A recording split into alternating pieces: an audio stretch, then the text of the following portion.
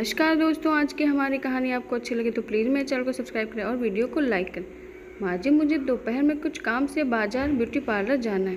दोपहर के खाने का क्या बहू रानी, दाल सब्जी मैंने नाश्ते के साथ ही बना ली थी, रोटी आकर सेक लूँगी। चाय पकड़ाते हुए रिया अपनी सासू माँ विभा जी से बोली, जैसा तुम ठीक समझो बहू, मुझ बुढ़िया पर तुम चाय पानी का एहसान कर रही हो, यही बहुत है। वरना हमने सोचा था बहू आएगी सेवा करवाऊंगी, मगर यहाँ तो बहू आए दिन अपनी मनमानी करने में लगी रहती है। जब देखो पर्स उठा इधर उधर घूमने लगी। ये है विभा जी, जिनकी 2 बेटियां हैं और बेटे अमित की शादी कुछ महीनों पहले ही हुई है। वे अपनी बहू को ताने देने से बाज नहीं आती। रिया उनके लिए कुछ भी कर ले, मगर जब वो घर के साथ थोड़ा अपने पर ध्यान देना चाहती है, किटी पार्लर या अपनी सहेलियों से मिलने जाती है, तो विभा जी का पारा इसी तरह चढ़ जाता है और वे उसे उल्टा सीधा सुनाने लगती है। मगर रिया भी अपनी सास को माँ समझ बात न बढ़ाकर उनकी कही हंस कर उनकी बात टाल देती है। जैसे ही रिया पर्स लेकर घर से निकलने लगी थी, देखा ननद नमिता सामने से चली आ रही थी। अरे दीदी, आप यूँ अचानक, कुछ खास काम था क्या? लो जी, अब मैं अपने ही घर में बताकर आऊँगी तो मुझे एंट्री मिलेगी, वरना आप तो दरवाज़ा मुंह पर बंद कर देंगी। नमिता ने गुस्से में कहा, दीदी मुझे माफ़ कीजिएगा, मैंने यूं ही पूछ लिया। आप बैठिए, मैं पानी लेकर आती हूँ। बहू, थोड़ी तो शर्म किया करो, अपनी ननद से इस तरह बात कौन करता है? और ये क्या, पानी लाती हूँ, उसके लिए कोल्ड ड्रिंक कॉफ़ी बनाकर लाओ, साथ में पनीर सैंडविच भी लाना। मेरी बेटी अपनी माँ के घर आई है, तुम्हारी माँ के घर नहीं गई है जो तुम पानी से टरकाओगी। अपनी बेटी को गुस्सा देख विभा जी भड़कते हुए बोली, पर माँ जी मुझे बाजार जाना है। बोलते ही वाली थी कि अपनी सास गुस्से में लाल चेहरा देख रसोई की तरफ बढ़ गई और सोचने लगी, आखिर मैंने ऐसे क्या कह दिया जो इन्हें इतना बुरा लग गया। 6 महीने हो गए घर में, मगर न सास न नंदों में से किसी ने उससे सीधे मुंह बात नहीं की। शायद उनकी तरह पैसे वाले परिवार से नहीं थी, इसलिए उन्हें हक था हर बार उसे नीचा दिखाने का, कभी परिवार तो कभी पैसे के नाम पर उलाहना देने का। विभा जी ने रिया को खुद पसंद किया था, मगर उन्हें यह पता नहीं था कि उसके पिता दहेज में कुछ भी नहीं देंगे, या यूँ कहें अमित ने उसके पिता की माली हालत जान आगे होकर कुछ भी लेने से मना कर दिया। इसीलिए वे हमेशा बहू से चिढ़ती रहती हैं और कहती, दामाद ने मना कर दिया था, मगर अपनी लड़की को यूँ खाली हाथ तो न भेजते, सारे पैसे बचा लिए, नर्क में जाएंगे। इस तरह की उलाहना देने से पीछे नहीं हटती। रिया नाश्ता पकड़ाकर बाजार निकल गई। 2 घंटे बाद लौटी तो देखा उसके कमरे की अलमारी खुली पड़ी थी। सारा सामान इधर उधर बिखरा पड़ा था। एक लाल पीले रंग की साड़ी, साथ में लॉकर से उसकी चांद बालियाँ गायब थी, जिसकी खाली पैकिंग और डिब्बी वहीं पड़ी थी। दौड़कर सासू माँ के कमरे में पहुंची तो देखा साड़ी ननद नमिता के हाथ में थी और बालियाँ कानों में। दीदी, आपने मेरी अलमारी में से ये सामान क्यों निकाला है? क्यों निकाला है मतलब? इस घर की बेटी है, वो उसका पूरा हक बनता है, वो जो चाहे यहाँ से ले जा सकती है। तुम कौन होती हो पूछने वाली? विभा जी बोली, बहू ये क्या तेरा मेरा लगा रखा है? जो तुम्हारा है वो इसका है, थोड़े दिन पहनकर वापस कर जाएगी। हमें कोई शौक़ नहीं तुम्हारा ये 2 कौड़ी का सामान रखने का। अब जाओ, जाकर अपना काम करो। हाँ तो मैंने कब मना किया, मगर मेरा सामान लेने का उनका कोई हक नहीं बनता। ये साड़ी मेरी माँ ने विदाई में मुझे दी है, और यह चांद बालियाँ मेरी माँ ने अपनी झुमकी तोड़वाकर बनवाई थी, जिससे मैं हमेशा संभाल कर रखना चाहती हूँ। इसीलिए दीदी, आप मेरा सामान मुझे वापस कर दीजिए। नहीं माँ जी, अब मैं चुप नहीं रहूँगी। जब से इस घर में आई हूँ तभी से गैरों जैसा व्यवहार देख रही हूँ। शुरू में भी नमिता दीदी मेरी पेटी में से 2 की जगह 4 साड़ियाँ निकाल कर ले गई थी। उसके बाद मेरी एक घड़ी और सोने का ब्रेसलेट भी बिना पूछे ले गई। मैंने कुछ नहीं कहा, मगर यह मेरी माँ की दी हुई निशानियाँ हैं, जिन्हें मैं सहेज कर रखना चाहती हूँ। इसलिए आप लोग बात न बढ़ाते हुए मुझे वापस कर दें।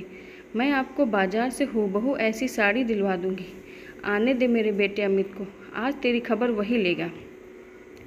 अरे उसे भी तो पता चले उसकी बीवी उसकी बहनों के साथ कैसा व्यवहार करती है। बहुत बहस होने पर भी ननद ने उसकी साड़ी और बालियाँ वापस नहीं की। फिलहाल तो रिया अपने कमरे में बिखरा सामान समेटने चली गई, मगर आज उसने ठान लिया था इस तरह के व्यवहार को बर्दाश्त नहीं करेगी। अमित अगर साथ नहीं देंगे तो तुरंत अपने मायके चली जाएगी। अरे लिहाज करने की भी कोई हद होती है। हर बार बलिदान बहू से क्यों? ऑफिस से अमित के घर पहुंचते हुए विभा जी और नमिता चिल्लाते हुए बोली, बेटा तेरी बीवी मेरी कोई बात नहीं मानती, कहीं भी घूमने निकल जाती है।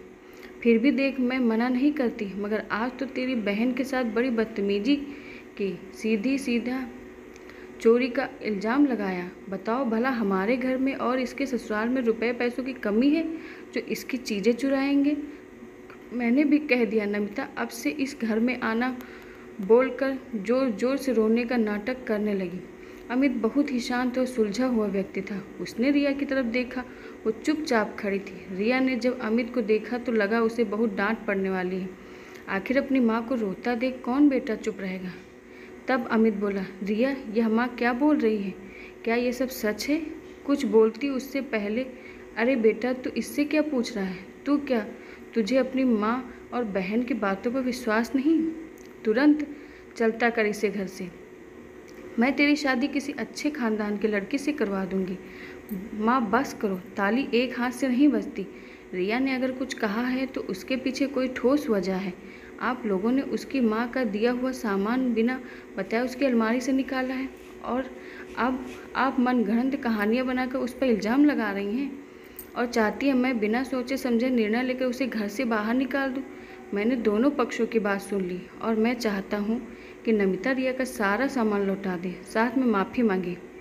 रिया ने पहले ही अमित को फ़ोन कर सारी बात बता दी ताकि शक की कोई गुंजाइश न रहे, क्योंकि वह जानती थी सास नमक मिर्च लगाकर सारी बात बताएंगे। विभा जी बोली, ये तू क्या कह रहा है? अपनी छोटी ब्याता बहन से माफ़ी मांगने को कह रहा है, जबकि इसकी कोई गलती नहीं। हाँ माँ, ऐसी कोई गलती नहीं होती अगर आपने पहली बार में ही रोक दिया होता।